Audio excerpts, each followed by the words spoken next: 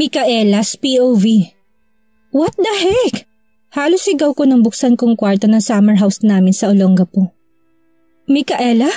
My twin. Sarah pushed Liam who is on top of him. Agad silang nagtakip ng kumot, sinamaan ko ng tingin si ate. Anong ibig sabihin nito, Sarah? Halos sigaw ko. Is she cheating? Niloloko niya ba si Lance? For Pete's sake, ikakasal na sila. Yumuko lang ito. I look at Liam. Micaela, please, we can explain. You better do. Niloloko mo ba ang best friend ko, Sarah? I shouted at her. Matapang siya tumingin sa akin. What if I say yes, Micaela? Anong gagawin mo? She smiled wickedly. Lalo nang dilim ang paningin ko, but I held on to my patience. Are you cheating? Muli kong tanong. Taas noon niya akong tiningnan. Oo, Micaela. Masaya ka na? I am not perfect. Hindi ako katulad mo, Santa Santita. Sigaw niya. Agad ko siyang nilapitan at malakas sa sinampal. Gaga ka! Bakit mo ginawa yun kay Lance? Bakit kailangan mo siyang lukuhin?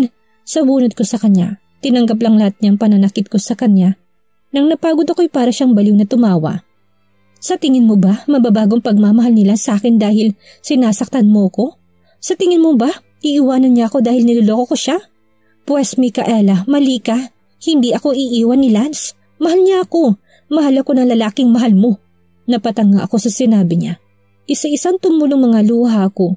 Siya ang mahal ni Lance at kahit anong gawin ko, kaibigan na ang turing niya sa akin. Sige Micaela, magsumbong ka. Sa tingin mo ba paniniwalaan ka ni Daddy o ni Lance? Ikaw lang ang magmumukhang tanga sa gagawin mo, Mika. Panguuyam niya pa sa akin. Napangiwi ako. Dad would only think na nagsisinungaling ako. At si Sarang paborito nitong anak at laging tama para sa kanya. Lance would not believe me even though I am his best friend dahil mas mahal niya si Sarah. Kahit saang anggulo ako tumingin, sa lorong ito'y ako ang talo sa aming kakambal ko. Napasok mo na ba sa makitid mong utak, Mika? Kahit anong gawin mo, akong pipiliin ng lahat. And you, my dear sister, you will always be my substitute. Tumalikod ako't naglakad palayo. Tama si Sarah. Lagi lamang akong pangalawa pagdating sa lahat na nakapaligid sa aming dalawa. Huy, Micaela! Napalingon ako kay Pat. Bigla na naman akong sinigawan habang naka-Skype kami. Ano ka ba, Pat? Baka magising yung mga bata. I hissed at him sa katinitigan, ang dalawang tulog na. Gusto mo ilapit ko sa kanila yung laptop? Eliza asked me. Tumango na lang ako. Tumayo siya and focused the laptop to my babies. Nagtubig ang mga mata ko nang makita ko magkahawak ang kamay nilang dalawa. Nakaakbay si Carlo kay Amela at mahimbing silang natutulog. Pagpanlaki na si Carlo, ipapaplastic surgery ko siya, Mika.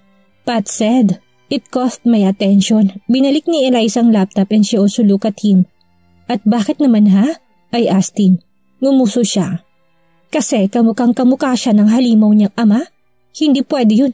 Aray! Hinampas ni Eliza si Pat sa ulo. Natawa na lang ako pero pinalakihan ko sila ng mata nang makita kong gumalaw ng kaunti si Carlo. Ano ba? Ang ingay niyong dalawa? Pagbuhulin ko kayo eh. Sabay silang nag-peace sign. Napangiti na lang ako pero nabura ito ng sumiryaw sa si Eliza. Hindi mo ba sasabihin sa kanya? Tumingala ako. Ang alin? About the kids. Simple niyang sagot.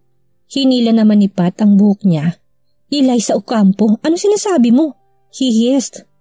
Eliza just rolled her eyes. Lumaki ka nang walang natanggap na pagmamahal mula sa ama mo, Micaela. Alam mo kung gaano kahirap yun.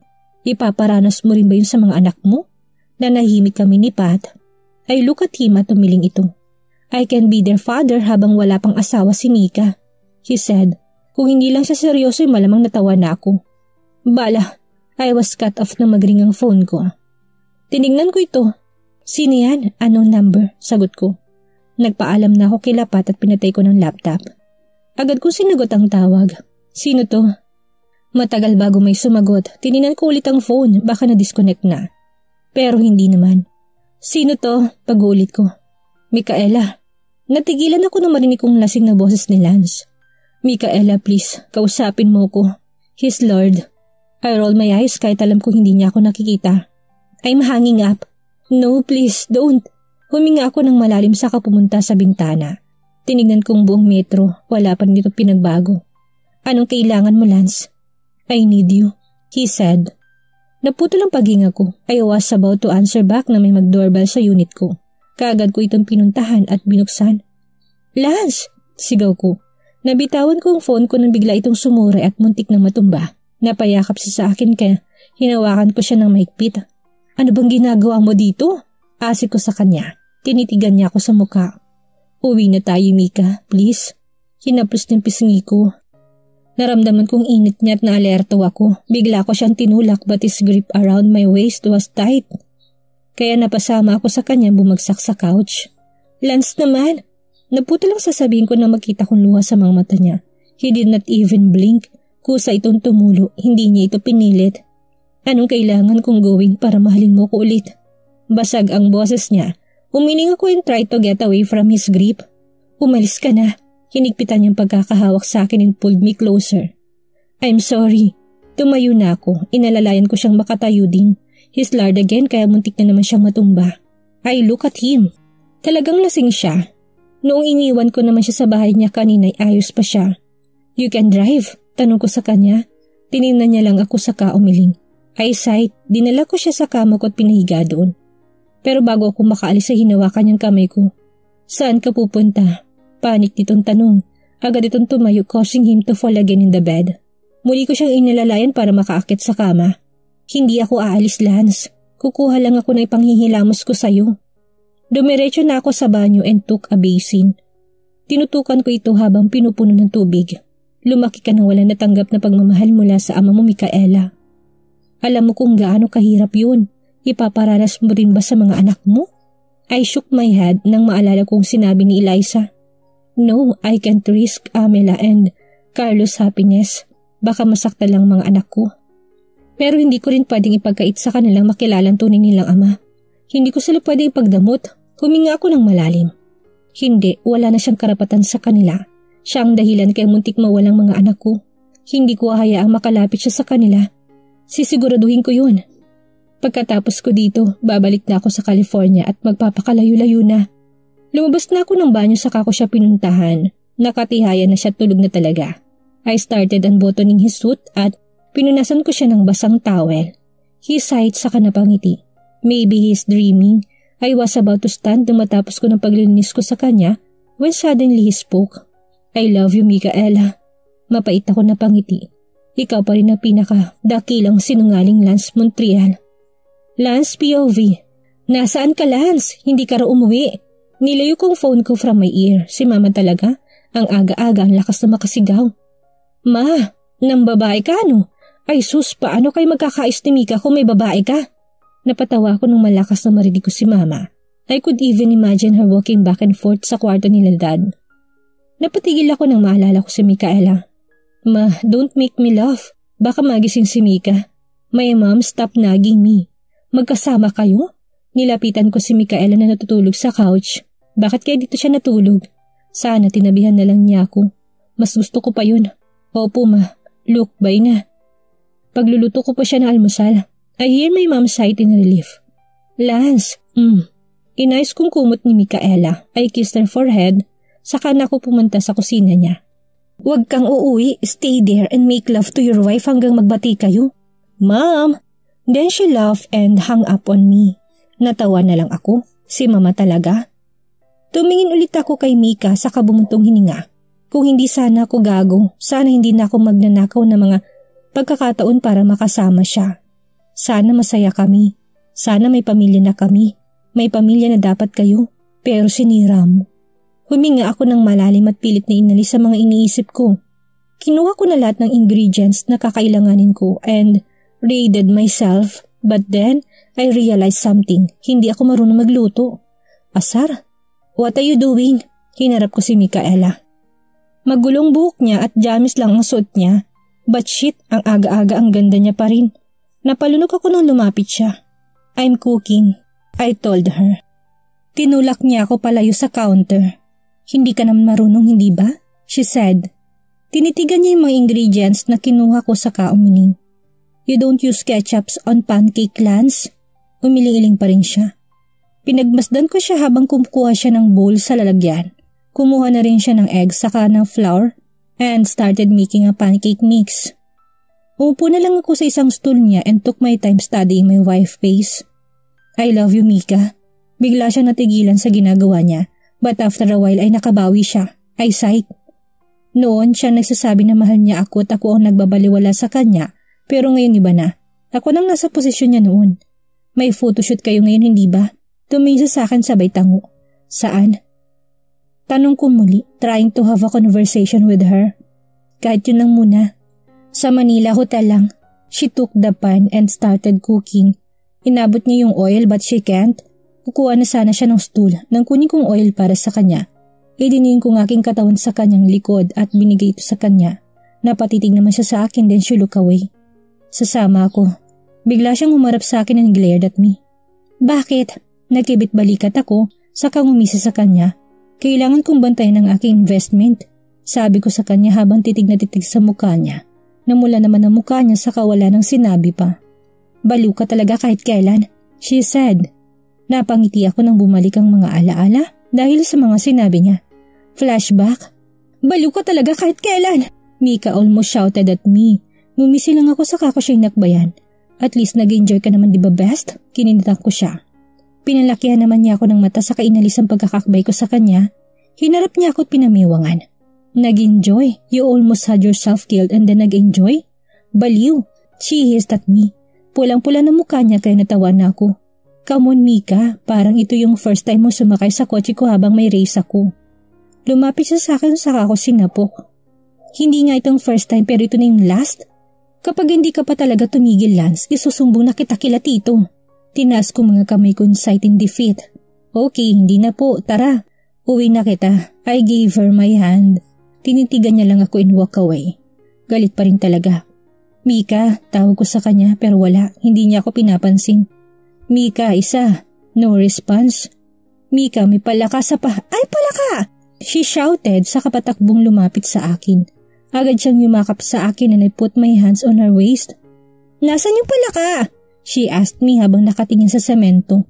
Malabo kasi yung mata ni Mikaela kaya matagal siya makakita. Though wala naman talagang palaka kanina. Alam ko lang natakot siya kaya sinabi ko yun. Ito oh. I told her tapos pinagapang ko yung daliri ko sa likod niya. Napatalo naman siya. Lance naman niloloko mo na ako. She fixed her eyeglasses saka ang mga damit niya. Hinakbayan ko siya ulit. I'm going to take your sister on a date tomorrow. Sama ka? I asked her. She stiffened saka yumuko. Ayoko nga. Anong kala mo sa akin? Third wheel? Mataray niyang tanong. Natawa naman ako and pinched her nose. Alam niya na yung third wheel. But don't worry, isasama ko na lang si Norman o kaya si Arvin. Pili ka, I told her. Norman and Arvin are my brothers. Nalaki naman ang mga mata niya. Bumalik na si Norman? Tumango ako. Norman has been under the military training ever since he was a child. Ewan ko ba dun, ganun trabahong pinasok niya bago pa namin siya nahanap. He is my long lost brother. Nakita namin siya when he was 12 at lumaki siyang sasakahan. Hindi na rin niya kayang malayo sa probinsya at sa military kaya hinayaan na lang namin. Ayoko pa rin, marami akong assignments. Gagawin ko pa yung assignment mo, saka ni Sarah. She said habang binibilang yung mga gagawin niya. Naawa ako sa kanya. Ako na lang ang gagawa ng assignments ko, Mika. Hindi mo pa naman alam yun? She glared at me. Hindi pa naman talaga niya alam yun. 4th year high school pa lang siya. 2nd year college na ako. Lance, your subject are too basic. Analytic geometry, calculus and... Okay, matalino ka po. I get that. Tapos ginulo kong buhok niya. Inis naman niya akong tinitigan. What would I do without you, Mika? Napatitig naman siya sa akin bago ko binatukan. Kaya mo nang walang ako, Lance, she said. Umiling-iling ako then made a peace sign. Hindi ako mabubuhay nang wala ka, best. You're like the air I breathe. I said habang ginagaya kong line sa plane na sinulat niya. Natawa na lang siya sa akin. Baliw ka talaga kahit kailan. End of flashback. Napangiti ako nang maalala ko yun. Nakakalungkot lang. Nawala lahat ng meron ako sa kanya dahil sa isang pagkakamali. Bakit ka nakangiti? Tanong niya. Lumabas na siya ng kwarto niya tapos na siyang magbihes. Naka-shorts lang siya at puting plain shirt pero ang ganda niya. Nothing. Ready ka na? Tumango siya and took her purse. Nauna na siya maglakad palabas. Kinuha ko naman ang sapatos ko pero napalingon ako sa kanya when she slammed the door. Lalabas sana ako pero nilak niya yun sa labas. What the heck is wrong with her? Micaela's POV. I opened the door but I was shocked with what I saw. Agad kong binalibag pasarang pintuan ng unit ko and enter my passcode para masara. Agad kong hinarap ang mga bisita ko. What the heck are you doing here, Pat? Eliza? I hiss at him. I hiss at them. Ngumiti lang yung dalawa. Napahawak ko sa dibdib ko sa kanilingon ulit yung dalawa. Surprise! Alinlangan nila sabi. I rolled my eyes at them. Nanghina ko silang tiningnan. Bigla naman ako napatalon when Lance shouted inside. Mika, open up! Pat and Eliza's mouth drop open. Agad ko siyang tinulak papunta sa elevator. You're with him? Ako sanipat sa akin bago sumarang elevator. I'll explain later. Just go. I told them. Nakahinga ako ng maluwag when the elevator closed at nawala na sila sa paningin ko. Pat and Carlo on his arms and Eliza with Amelas on hers. Ano bang iniisip ng mga yon at dinala nila ang mga anak ko sa Pilipinas? Are they out of their mind? I went to my unit sa kabinuksan ng pinto. Nakangisi naman silang sa akin bago lumabas. Bakit mo ko nilak? Tanong niya. I snap at him. Kasi pangit ka. Sabi ko bago siya nilampasan. I made sure na sa ibang elevator kami dadaan dahil mahirap na. Baka magkita pa sila. Baka makita ni Lance ang mga kambal ko. Baka makita niyang mga anak ko. Ang mga anak niya. Ang mga batang muntik na niyang pinatay noon. Do you really want me to die at the age of 27, ha? Asked my best friend. Yumukol ng si Eliza but Pat went to me and pulled my hair. Aw! Sigaw ko sa kanya. Agad lumapit sa akin si Amela and Carlo. Mama, may masakit? Amela approached me. Carlo started doing sign language para kamustahin ako. Hinawakan ni Pat si Carlo at pinaliwanag lahat sa aking anak. Tumangutango ito at nag-sign ng thank you. Napangiti ako. Carlo was mute, pinanganak naman siyang normal, but he never spoke. Hindi ko alam kung may diferensya ba siya or epekto ng pagkakasagasa ko noong pinagbubuntis ko pa lang silang dalawa. Sabi naman ng mga doktor ay walang mali sa kanya. His vocal cords are in good shape. Kaya ang hindi ko alam kung bakit hindi pa rin siya nagsasalita kahit 6 na sila ni Amela. Lumapit si Carlo sa akin and kissed me on the cheeks. Amela did the same thing too, before they went out again to play. Napabuntong hininga na lang ako habang pinapanood ang dalawa. Bakit magkasama kayo ni Lance? Tanong ni Pat. Tiningnan niya ako ng masama. Nagkibit-balikat na lang ako. Pat is angry. Kahit anong gawin kong paliwanag ay hindi niya ako papaniwalaan. Kaya mananahimik na lang ako. Nakalimutan mo na ba, Micaela? Si Lance ang dahilan kung bakit hindi makapagsalita si Carlo. Tinapon ka niya and if it is not for Arvin, baka patay ka na? Baka patay na yung mga anak mo? Enough! Pat, please. Tumayo na ako at sinundan ng mga anak ko sa labas. I shut my eyes na bumabalik sa akin ng mga alaala. Micaela, call Sarah. Tell her aalis na tayo, Dad told me. Today is the day that I dread the most. Sa mabibigat na paa and the fact that I hate the dress I am wearing now. Marahan ko siyang kinatok but when she did not say anything ay pumasok na ako. Only to be stunned with what I saw. Sarah has hair messed up. Nakasuot lang siya ng jeans at shirt. Nilibot kong tingin ko sa kwarto at nakita kong kanyang wedding gown na maayos pa rin nakasabit sa closet namin. Binalik kong tingin ko sa kanya as she gets the traveling bag at basta na lang naglagay ng mga damit niya doon. Agad akong lumapit sa kanya tinanggal ang mga damit na nasa malata na. Nagulat naman siya sa akin pero agad ding nakabawi. Anong ginagawa mo, Sarah?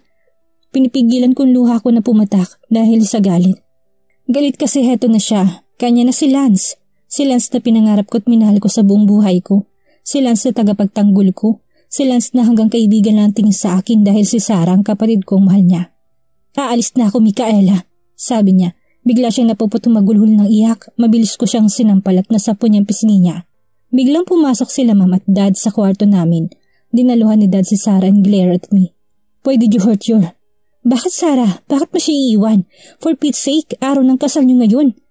Can't you see? Hindi ko siya mahal. Napabuntong hiningang mamakot, takot na tumingin si Dad kay Sarah. Kinagat kong labi ko at sinampal ko siya. This time mas malakas. Hinawakan na ako ni Mama sa braso. You're lying. Ano bang sinasabi mo? Mahal mo siya. I shouted at her. Hilam na sa luhang mga pisngi.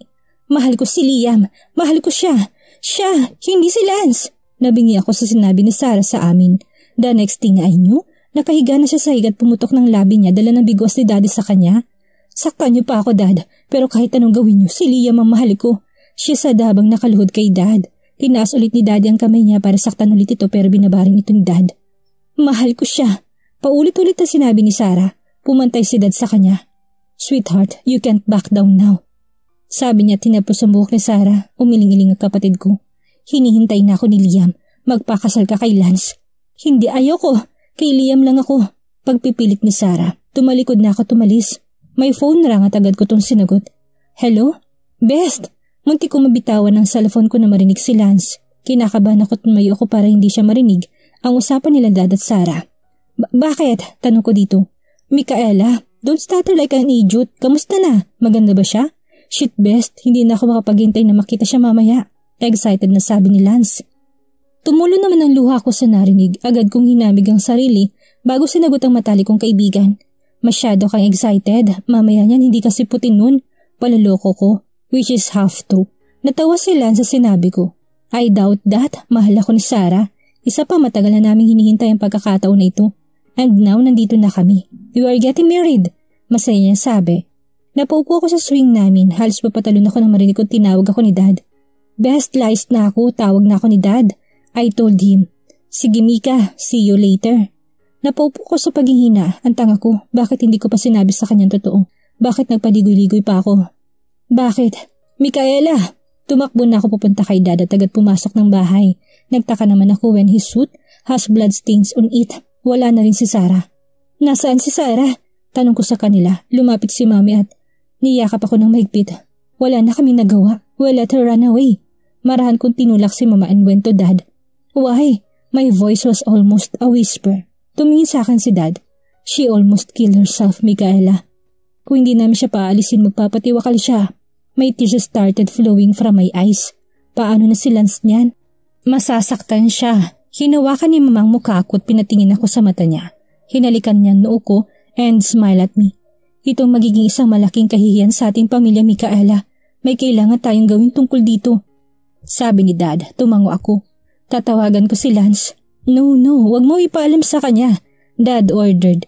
Napatanga naman ako sa sinabi niya. "Lance should know." "Oo, ipapaalam natin pero hindi ngayon. Wag mo na ngayon. Mamaya na lang pagkatapos ng kasal. We'll explain later," he said. Naguluhan naman ako. "Wala nang kasal, Dad. Umalis na si Sarah." Tinitigan ako ni Dad. "Hindi si Sarah magpapakasal kay Lance. Ikaw, Micaela. You will be marrying him. You will be your sister's replacement." "Mama!" Tawag ng anak ko dahilan para bumalik ako sa ulirat. Amela kissed my cheeks and gave me flowers. Hawak niyang kami ni Carlo at pareho sila nakangiti sa akin. "Hi babies!" I kissed them both. Pareho naman sila nagigil. Ngumiti na lang ako sa kanila. Kumandong silang dalawa sa akin and look at me. "Mama, Carlo told me something today." Nilingon ko si Amela while she is playing with my course. Amela keeps on telling me na kinakausap siya ni Carlo. Pero alam kong hindi naman yung totoo. Pipi si Carlo. Sabi nga ni Pat, maybe kaya sila nagkakaintindihan because of the bond they have. They are twins, they are connected. Ano sinabi niya? Pagsakay ko sa sinabi ni Amela. Nginitian niya lang ako't pinakita sa akin ng mga sarangipin niya. "He will talk na daw po," she said. Tinitigan ko si Carlo, tahimik lang ito nagbabasa sa tabi ko. I kissed Amela's hair. "Sana nga baby." Napatingin ako kay Carlo, tinuro niya yung libro. Ngumiti ako sa kanya. Alam ko na ibig nila sabihin. Binuhat ko silang dalawat inhiga sa kama. "Story time na po?" Amela asked me. Tumango ako. "Once upon a time, there's a princess living in a lonely castle. Her hair was long and golden. I read the book of Rapunzel while caressing their hair alternately."